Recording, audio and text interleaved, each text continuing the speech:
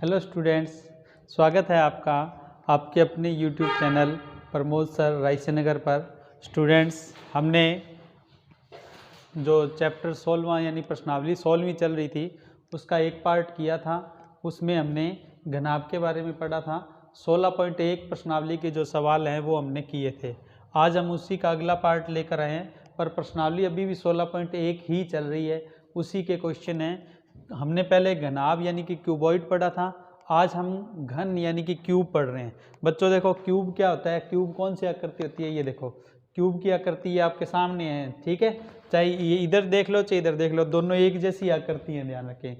Cube घनाभ का ही एक रूप है, घनाभ ही एक तरह का ये, लेकिन बस इसमें क्या होता है, लंबाई चौड़ाई और ऊंचाई क्या होती है, बराबर। जितना ये लंबा होता है उतना ही चौड़ा होता है और उतना ही क्या होता है, ऊंचा होता है। यानी कि कोई दीवार जितनी लंबी है उसका जो फर्श है उतने ही क्या हो, चौड़ाई में हो जाए, और जो कमरा है कमरे की ऊंचाई भी उतनी हो। यानी कि ऐसा कमरा जिसकी लंबाई चौड़ाई और ऊंचाई क्या हो जाए, बराबर हो जाए, तो वो क्या बन जाएगा, घन बन जाएगा बच्चों। तो ये देखो, ये यहाँ से भी समझ सकते हो, घन की भुजा को हम क्या लिख देते हैं, ए। तो ये क्या है, ए है। ये लंबाई भी ए, चौड़ाई भी ए, और ये जो ऊंचाई है ये भी क्या है, ए है, ठीक है। तो मैं आपको कहूँ कि घन कैसी आकृति होती है, ऐसा बॉक्स जिसकी लंबाई चौड़ाई और ऊंचाई तीनों क्या हो, बराबर हो, उसे क्या बोलते हैं, घन बोलते हैं, ठीक है।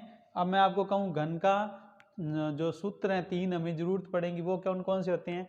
देखो, सबसे पहले है घन का संपूर्ण पृष्ठीय क्षेत्रफल, जिसको अपने क्या बोलते हैं, TSA, टोटल सरफेस एरिया। इसका सूत्र क्या होता है, तो देखो बच्चों, सीधी सी बात है कि जो घन होगा ना उसकी सारी दीवारें जो होंगी, देखो मैं आपको दोबारा बता देता हूँ। घन की जो सारी दीवारें हैं, देखो ये 6 दीवार है, वो 6 की 6 सारी जो दीवारें होंगी ना वो सारी क्या होंगी, वर्ग होंगी। ये भी वर्ग है, ये इधर जो बन रहा है ये भी क्या है, वर्ग है। तो घन की जो सारी दीवारें हैं ना वो बच्चों क्या होती हैं, वर्ग होती हैं। तो 6 दीवारें हैं, और अपने को एक पता है, एक वर्ग का क्षेत्रफल का सूत्र क्या होता है बच्चों, एक वर्ग के क्षेत्रफल का सूत्र होता है भुजा स्क्वायर। और इसमें कितने दीवारें यानी कि कितने वर्ग होते हैं, 6, इसलिए इसका सूत्र क्या होगा, 6 भुजा स्क्वायर। ए का मतलब भुजा है बच्चों, ठीक है ना, ए का मतलब क्या है, भुजा। तो यहाँ सूत्र क्या बना, 6a स्क्वायर, यानी कि 6 भुजा स्क्वायर, ठीक है। अगर मैं आपको कहूँ इसके आयतन का सूत्र क्या होगा, तो जो घनाभ के आयतन का सूत्र था, याद करो क्या था, लंबाई गुणा चौड़ाई गुणा ऊंचाई। तो यहाँ पर लंबाई भी a है, चौड़ाई भी a है, और ऊंचाई भी क्या है, a है, इसलिए a गुणा a जब गुणा करेंगे तो बच्चों ये क्या बन जाएगा, a की क्यूब। तो इसका जो आयतन यानी कि वॉल्यूम का सूत्र है वो क्या होता है बच्चों, a की क्यूब, लंबाई चौड़ाई और ऊंचाई तीनों का गुणा, और इसकी लंबाई चौड़ाई ऊंचाई तीनों क्या होती है, a होती है, इसलिए a का क्यूब, ठीक है। फिर आए विकर्ण, घन का जो विकर्ण है, घन के विकर्ण का सूत्र क्या होगा, भुजा √3। ये देखो भुजा है और साथ में क्या लगाना है, √3। तो ध्यान रखना बच्चों, ये सूत्र याद होंगे तो ही अपने सवाल कर पाएंगे, ठीक है, इसलिए सूत्र जरूर याद कर रहे हैं। तो देखो, आज अपने पहला क्वेश्चन लेते हैं। आज का जो सवाल है उसमें पहला सवाल देखो क्या है, एक घन की भुजा 12 सेमी है तो उसका संपूर्ण पृष्ठीय क्षेत्रफल यानी कि TSA ज्ञात करो। बच्चों क्या करना है, सूत्र लगाना है। TSA का सूत्र क्या होता है, आपको बताया था, टोटल सरफेस एरिया, संपूर्ण पृष्ठीय क्षेत्रफल। इसका सूत्र क्या होता है बच्चों, 6a स्क्वायर। स्क्वायर का मतलब है 2 बार गुना में लगाएंगे। अब मैं आपको कहूँ इसमें a यानी कि भुजा कितनी है, तो बच्चों a बराबर कितना है, इसमें 12 सेमी, ठीक है। तो क्या आएगा इसमें, 6 गुणा 12 गुणा 12। तो देखो जब सॉल्व करेंगे तो यहाँ क्या करेंगे, ये देखो ये 6 और भुजा कितनी बार, 2 बार, ठीक है ना, 6 गुणा 12 गुणा 12। तो गुणा करेंगे, 12 का 12 से गुणा करेंगे तो क्या आएगा, 144। 144 का फिर 6 से गुणा कर दो बच्चों, क्या आ जाएगा, 864। और साथ में क्या लगेगा, क्षेत्रफल है इसलिए वर्ग सेमी, सेमी का स्क्वायर, वर्ग सेमी के लिए क्या कर सकते हैं, अपने सेमी का स्क्वायर भी लिख सकते हैं, ठीक है बच्चों। तो इस सवाल को आप अच्छे से समझें। अब आपकी प्रैक्टिस के लिए मैंने एक सवाल दिया है, इसको पढ़ लो। देखो ये सवाल आपने खुद करना है, ठीक है ना, ये सवाल आपके लिए ही दिया है मैंने, देखो आप इसको कैसे करेंगे, जैसे आपको पिछला सवाल समझाया था बिल्कुल वैसे ही हो जाएगा, ठीक है। अगला सवाल देखो बच्चों, एक घन की भुजा 12 सेमी है तो उसका आयतन बताओ। हमें भुजा दी है 12, यानी कि ए का मान कितना है बच्चों, 12 सेमी। हमसे पूछा क्या है, वॉल्यूम। तो सबसे पहले आयतन का सूत्र याद करो। घन के आयतन का सूत्र क्या होता है बच्चों, भुजा की क्यूब। भुजा को 3 बार गुणा कर दो। भुजा कितनी है बच्चों, 12, तो 12 को 3 बार गुणा कर दो। 12 गुणा 12 गुणा 12, जब गुणा करेंगे 12 का 12 से गुणा करते हैं बच्चों तो क्या आता है 144, और 144 का 12 से करते हैं तो क्या आता है बच्चों 1728। तो ध्यान रखना 1728, और इसमें आयतन में क्या लगाते हैं, घन सेमी, पावर 3 लगाते हैं। ठीक है, क्षेत्रफल में पावर 2 लगती है, आयतन में पावर 3 लगती है, तो घन सेमी बोलते हैं इसे। ठीक, ये जो क्वेश्चन आगे आ रहा है ये आपको खुद करना है बच्चों, आपकी प्रैक्टिस के लिए, इसे आप खुद कर लेवें। ठीक, अब नेक्स्ट क्वेश्चन देखो, अगला सवाल।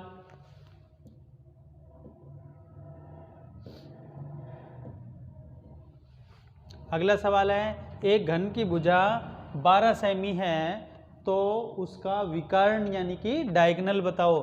तो बच्चों डायगोनल का सूत्र हमने पढ़ा था, भुजा √3। बच्चों सूत्र याद होना चाहिए तभी सवाल होगा। ठीक है, भुजा √3, और अपने को भुजा इसमें दी हुई है कितनी, 12, तो एक ही जगह बस 12 रखना है। ठीक है, तो क्या आएगा, भुजा यानी कि 12√3। तो आपके सवाल का आंसर क्या है बच्चों, 12√3, और साथ में क्या लगेगा, सेमी। तो हमारे सवाल का आंसर सीधा सा हो गया 12√3 सेमी। तो इस तरीके से हम पूरे सवाल को कर सकते हैं, इस तरीके से। ठीक है, तो कंफ्यूज नहीं होना है, नॉर्मल सा है, बस सूत्र याद होना चाहिए। ठीक है, और अगला सवाल जो आ रहा है वो आपको खुद करना है। देखो ये सवाल है, ये आपको खुद करना है।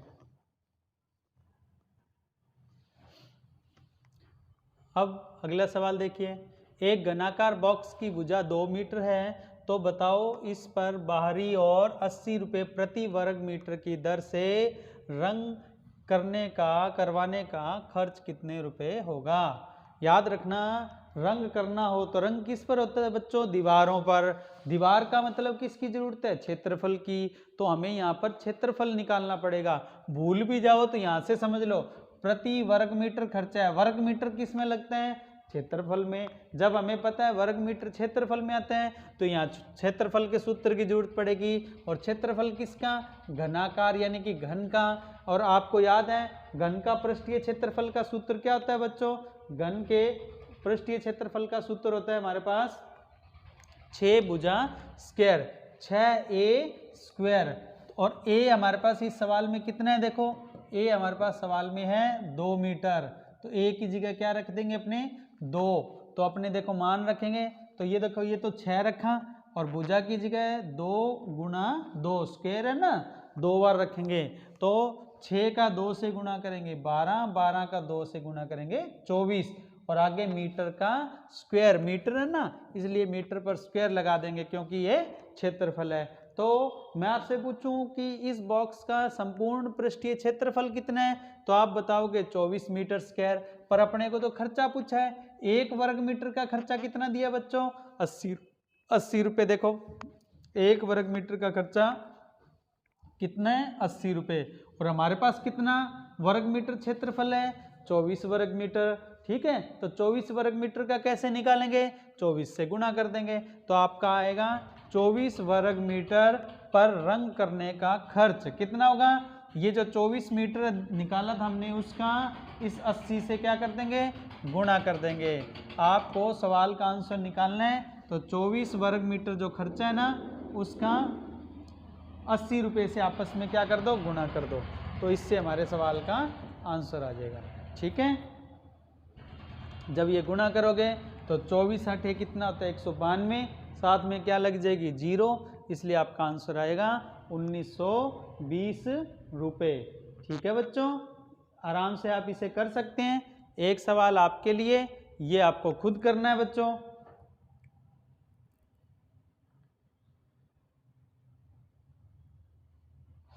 ठीक है, अगला सवाल, एक घन का आयतन 512 घन सेमी है तो उसकी भुजा की लंबाई ज्ञात करो। अपने को क्या दिया है, एक घन का आयतन दे दिया और पूछा सिर्फ क्या है, भुजा।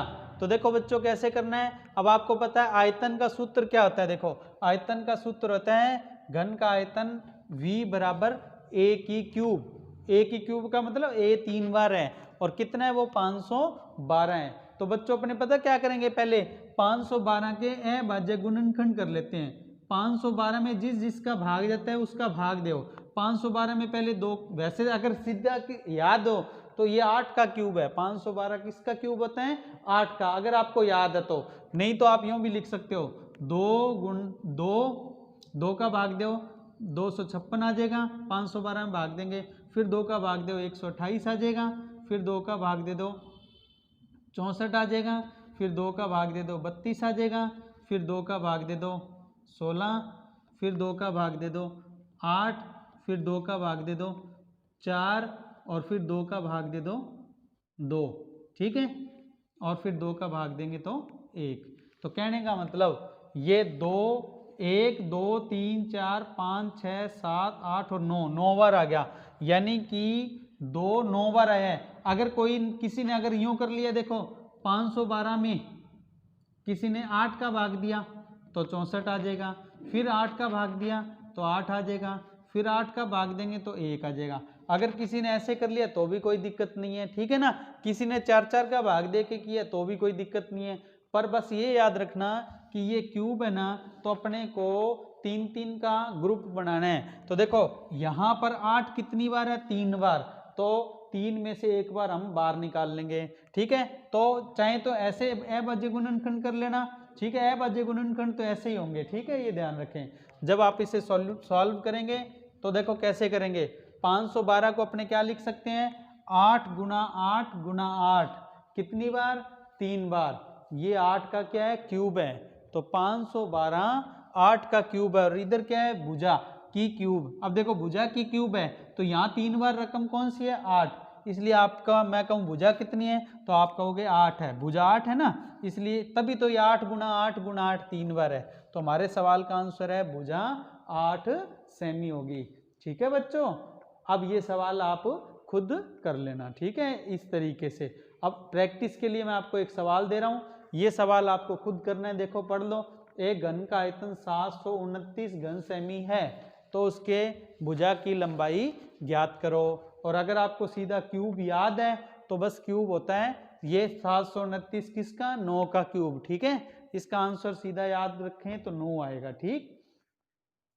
अब देखो अगला सवाल बच्चों, इसमें क्या दिया है, इसमें दिया है एक घन का आयतन 343 घन सेमी है तो उसका संपूर्ण पृष्ठीय क्षेत्रफल ज्ञात करो। बच्चों संपूर्ण पृष्ठीय क्षेत्रफल का मतलब टोटल सरफेस एरिया, TSA, उसका सूत्र होता है 6a²। क्या सूत्र होता है, TSA बराबर क्या होता है बच्चों, 6a²। अब सूत्र में हमें 6 तो हम रख देंगे सीधा ही, पर a² के लिए क्या चाहिए, पहले a चाहिए, a का मतलब भुजा चाहिए। अब भुजा कैसे निकालें, आयतन से, अभी मैंने आपको सिखाया था।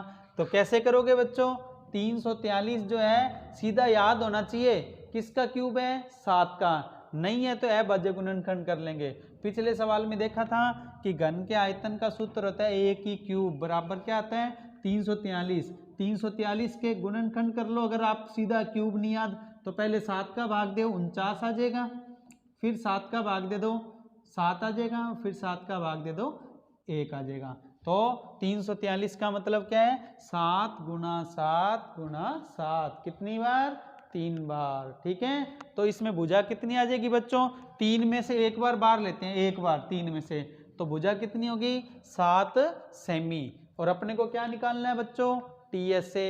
TSA का सूत्र लगाओ, TSA का सूत्र होता है घन का संपूर्ण पृष्ठीय क्षेत्रफल, TSA बराबर क्या होता है, 6a², 6 भुजा स्क्वायर। तो 6 की जगह तो 6 रख देंगे और भुजा देखो हमने कितनी लगाई थी, 7, तो 2 बार 7 आ जाएगा। तो 6 गुना 7 42 होता है, 42 का 7 से गुणा करेंगे तो 294। तो हमारे सवाल का आंसर आ गया 294 वर्ग सेमी, या सेमी का स्क्वायर लगेगा क्योंकि ये क्षेत्रफल है। ठीक है बच्चों। अब अगला सवाल आपके लिए, देखो ये सवाल आपने खुद करना है। 64 आपको आयतन दिया है, आयतन से पहले भुजा निकाल लेना, भुजा से फिर क्षेत्रफल निकाल लेना। ठीक। और ये हमारे आज की क्लास का लास्ट क्वेश्चन, अंतिम क्वेश्चन है बच्चों। इसमें बोला है एक 6 मीटर भुजा के वर्गाकार फर्श वाले कमरे में 180 घन मीटर हवा भरी है। हवा भरी हो, पानी भरने का बोले, उसमें बालू रेत भरने का बोले तो वो सब आयतन होता है। बाकी नहीं भी याद आए तो इससे याद आ जाएगा, घन मीटर किसके लिए होता है बच्चों? आयतन के लिए। यानी कि ये हमें आयतन दिया हुआ है, ये आयतन है 180। और जो फर्श है ना, कमरे का फर्श, वो कैसा है? वर्ग। यानी कि ये 6 मीटर भुजा है तो ये भी क्या होगी? 6 मीटर। यानी कि लंबाई भी 6 मीटर है कमरे की, चौड़ाई भी क्या है? 6 मीटर। और क्या ज्ञात करनी है? ऊंचाई ज्ञात करनी है। तो देखो घनाभ, कमरा हमने घनाभ के रूप में लिया। घनाभ के आयतन का सूत्र क्या होता है?